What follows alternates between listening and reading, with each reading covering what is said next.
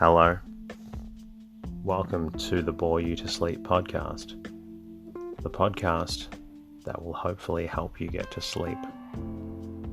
I am going to read an open source book, one that is not particularly interesting, but one that is hopefully boring enough to get you to sleep. On tonight's episode, we will be reading from Natalie Page. It is a book by Katharine Haviland Taylor and looks at the early years of a young girl's life and her passion for baseball. I hope you enjoy tonight's episode. My goal is to help people get a good night's rest everywhere. If you've enjoyed the episode and you would be so kind, please leave a review and rating in your podcast app. Special thanks to Alexander G. Glove for your kind words on the US iTunes podcast app. In the meantime, lie back, relax, and enjoy the readings. Chapter 1. How It Began.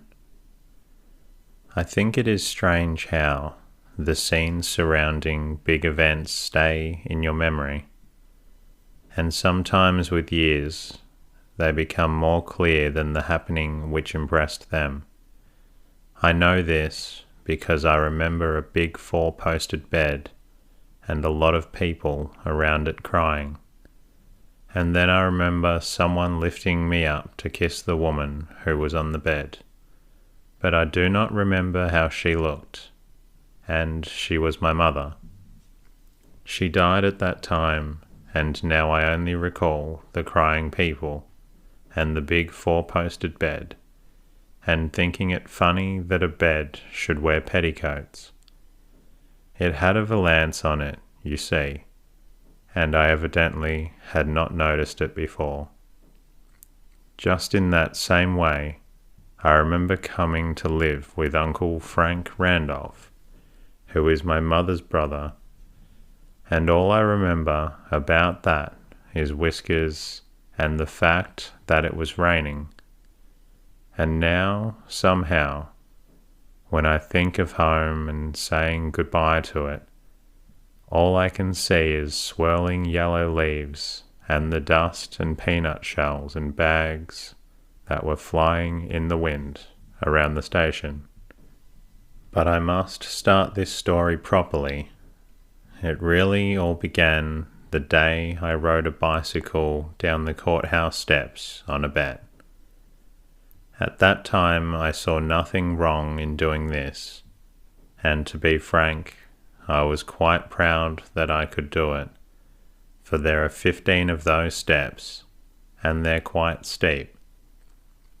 After I did it, I went over to the drugstore with Willie Jepson, and had a soda, and then we rode down to the ball field, and I pitched 9 innings for the Red Sox, after which I thought I'd go home.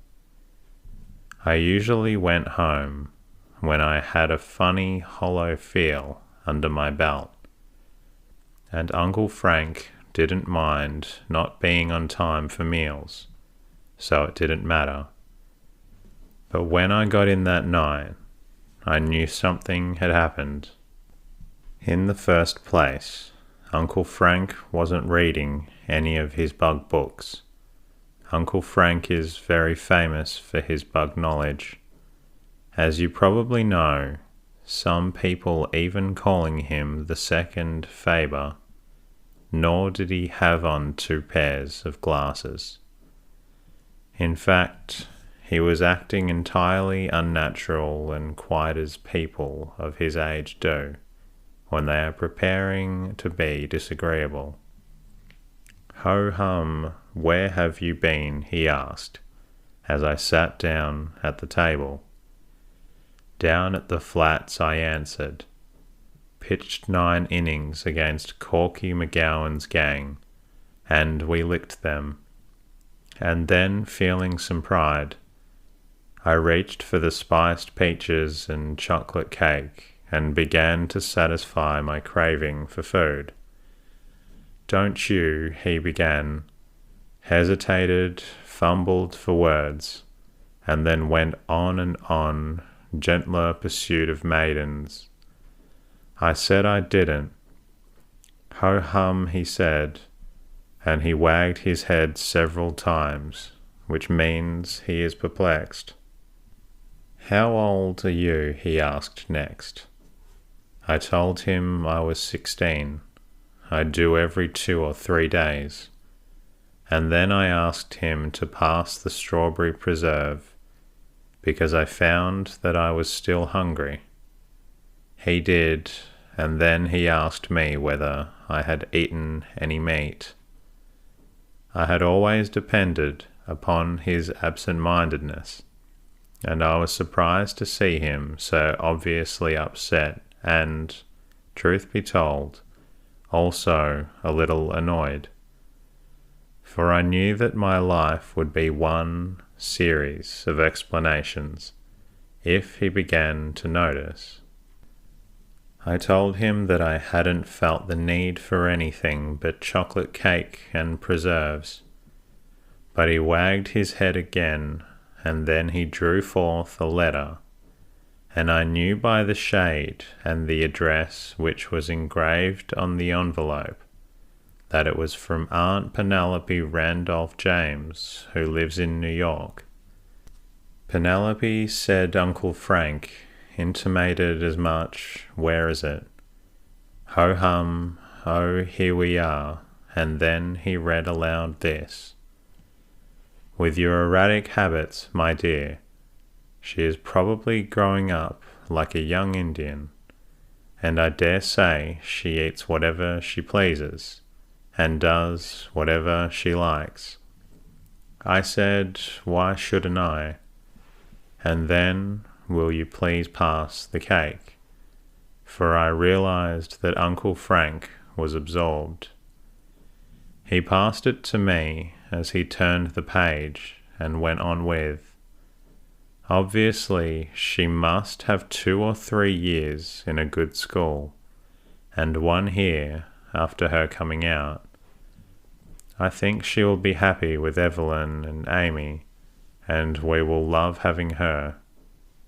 I want to know her, to have a few years of her, and a chance to do whatsoever I can because of Nellie. And after that, Uncle Frank stooped and stared down at the letter. Nellie was the name of my mother, and everyone who knew her loved her a great deal, so much in fact that they can't speak of her easily. I always wish and so much that it was hard for me to speak of her, but as I said before, I can only remember the big 4-posted bed and the crying people, and I never did think that was quite fair. For as I look on girls with mothers, I realize I have missed a great deal. I do think that I at least might have been allowed to have a few years of mine, but that attitude doesn't help me. In this world, you have to make up your mind to lots that isn't happy. For if it is, all your complaints won't change it. But to get on, I was not impressed with my aunt's letter. I knew I wouldn't have a good time with my cousin Evelyn, because I wear her old clothes sometimes, and by their architecture, I realize that our tastes are not common. They are very flossy. Usually she chooses the kind of colour that soils when you shin up a tree, and they have lots of buttons on them that sort of catch when you take any mild exercise, such as sliding down a barn roof on your stomach. There are some ideal barns for that in this section. And once, when I went down the spouting from the Jepsons' 3rd floor, I got hung up by a button 3 feet from the ground and had to scream for someone to loosen me, and was consequently it. besides which I might have been killed if it had been higher, and the button had not held. This is all mixed, but English is not my strong point. I like the gym, work best of any study, and do best in it. Then, beside that, I have a photograph of Evelyn, and I realized from it that we wouldn't mean much to one another. Also, I have never got along well with girls. So I said, but I feel that my education is finished. My uncle didn't think so, and he tried not to smile, which I think is a very impolite habit of older people. I'd rather they would smile at you any time. I went on, I said, and heatedly, I must admit, I can say the multiplication table up to the 12s, and what more can you ask? And just to prove it, I did. Up to 12 times 12 is 159. But even then he didn't look convinced. There are other things, he said. I asked what, but he wasn't concrete. I love life as it is, I said, and none too steadily. I couldn't bear to think of leaving Queensburg and Virginia. But Uncle had got up and was puttering around near the bay window, where a bookcase stands, and so I knew he didn't hear me. I tried once more to attract his attention, but he was looking at a lot of coloured plates of antennae and some sort of rare beetle, and I had to give up. But after I had eaten another piece of cake and a little more preserve, I got up, I picked up the dishes and went to the kitchen with them, for I always clear the table for Mrs. Bradley, who is Uncle Frank's housekeeper. She was washing lettuce and splattering a good deal of water. "Bradley dear," I said, "do you know about this letter?" "Set," she said, and waved toward a stool which stood before the back window. I settled on it and looked out in the garden, which is a shabby but dear place. The hollyhocks were beginning to sag, I remember, and sprawled every way, and the zinnias positively blazed colour in the first taupe shadows of the still dusk. It was pretty, and it made you feel still, as if you wanted to close your eyes halfway and smile just a little. But it made you feel sad. I don't understand that feeling, but sometimes I have it. Mrs. Bradley never had it, for I asked her, but I think my mother would have understood it.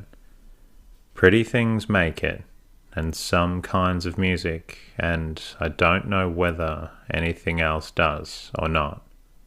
But those are the only things that have made me have it. I don't imagine Uncle ever felt it. One day I asked him, "Uncle Frank," I said, "do you ever feel sort of sad and awfully happy, when it's just hazy, soft dark outdoors and the crickets squeak, and everything seems cozy and yet sort of lonesome, and you feel sort of contented and yet miserable, the way you do after you've eaten a big Thanksgiving dinner?" "Crickets," he said, looking over his glasses. "Dinner, ho-hum." And then he went and got some engravings that he brought in France, and some sort of cricket who was eating her husband. They do it quite a lot of them, and although that does seem cruel, they are very bright and intelligent in more ways than just that. Their husbands weren't useful, and so they just ate them, which is more than some women do. This is mixed, but as I said, gym work is where I star.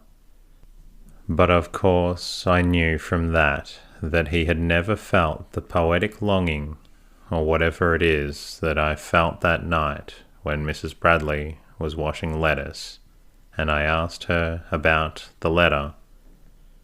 "High time," she said, after I spoke, "that you was sent off. I can't do a thing with you. Playing ball, a great girl like you." "Oh, Bradley dear," I said. I hated displeasing her, but she did not soften. "Well, I'll stop," I said. After a deep drawn breath, I sighed because playing ball means a great deal in my life. Bradley dear sniffed and flopped the letters terribly. "I didn't play at Parsons," I went on. She didn't reply. "I wanted to frightfully," I said. "It is quite an honour, Bradley dear, to pitch on a businessmen's team. And they had to let Mr. Horner do it, and he had a glass eye and let 3 men sneak into third, because he couldn't see out of the glass one. I had wanted to play ball in Parsons. It is a town some 10 miles distance where all the trains stop. They claim that it has 10,000 inhabitants, which, of course, makes it a city. The reason I didn't play was because the minister, Mr. Diggs, called and asked Uncle not to let me. I don't know why religious people are so often disagreeable." Bradley dear spoke again, and witheringly. "Fine life for the daughter of Nellie Randolph," she said, "to set here and rot. The place is all right for your Uncle Laws. He could mash his bugs and put 'em on paper anywhere. But for a girl," again she sniffed. "But I love it," I protested. "This sort of a life is all I want." "Your mother," she went on, "spoke French and was a lady. She could enter a room and talk highfalutin and entertain anybody. She could wave a fan, and she faced me and waved the lettuce quite as if that were an ostrich-plumed fan, and she had a court lady. And she repeated, you can wave a baseball bat, but enter a room. Why, you slide your feet under every rug that isn't glued down, and you tangle up all the chairs, and you say hello when you should say howdy, and, well, it ain't no fittin' or proper that you should stay here and act like you was training to be the Ringling Stars performer." I didn't reply. There wasn't anything to say, for all that Bradley dear had said was true. I am very awkward, but I like being so. "Your mother," she said slowly and solemnly, "would have wanted you to be learned right and proper manners." I stood up. "All right, Bradley dear," I said. "If you really think she would, and Uncle Frank thinks I should." And then I stopped speaking, and I had never felt so miserable.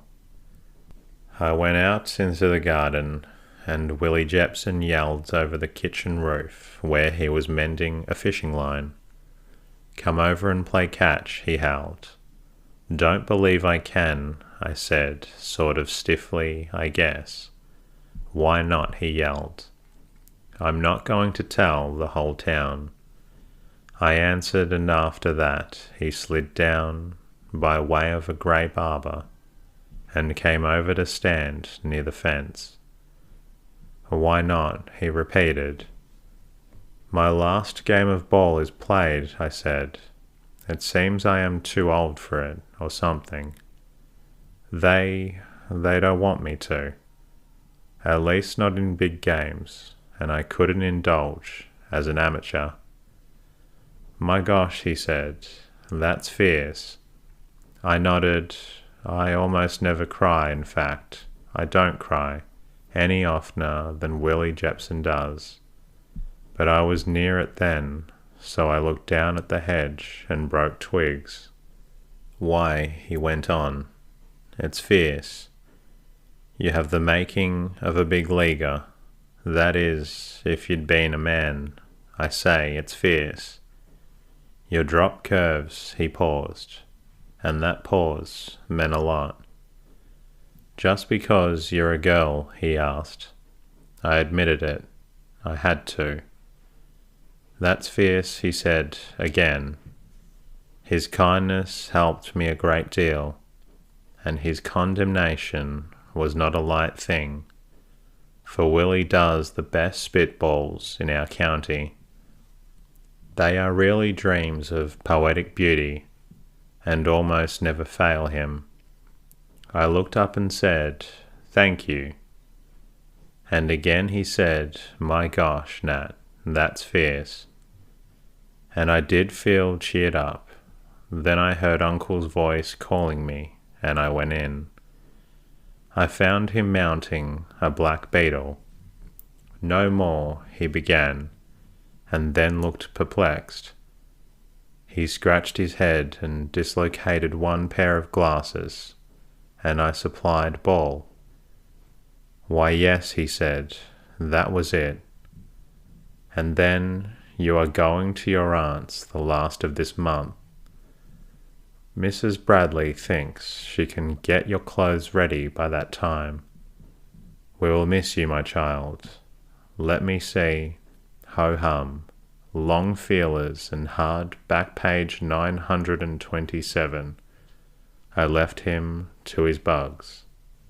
I went to the kitchen, but I only stood in the door for a moment, and then I backed away, for Mrs. Bradley was crying awfully hard. Her face was buried in the roller towel, and I knew it was because I was going away. I felt that way too, but I never cry, so I went up to my room and got out my fishing tackle and tried to make a fly for a shallow, shady stream out of some grey and green silk and a grasshopper wing. But it didn't divert me much, and I didn't think I could exist very long in real civilization. I knew I didn't want to. All the loveliness that I felt earlier in the evening was gone, and all that was left was an ache, a dull, sodden grey, growing larger all the time, ache. You see, I cared awfully for outdoors and the sports that kept me there. They were all I really knew of life, and my New York relatives lived in an apartment. I will be bored, I thought, and miserably, horribly unhappy. But whatever else I was not bored. Oh, my soul, no, not for one instant. Sometimes it was almost ghastly, that mystery which gripped and held us all, and even now I tremble to think of phases of it. But it gave more in the end than it took, which is the curious way of much pain and discomfort. When I think that, but I mustn't begin now, for that part comes much later. And that concludes tonight's readings. I hope you're feeling a little drowsy, and if you're not, please feel free to listen to another episode. I look forward to bringing you the next episode, and in the meantime, good night.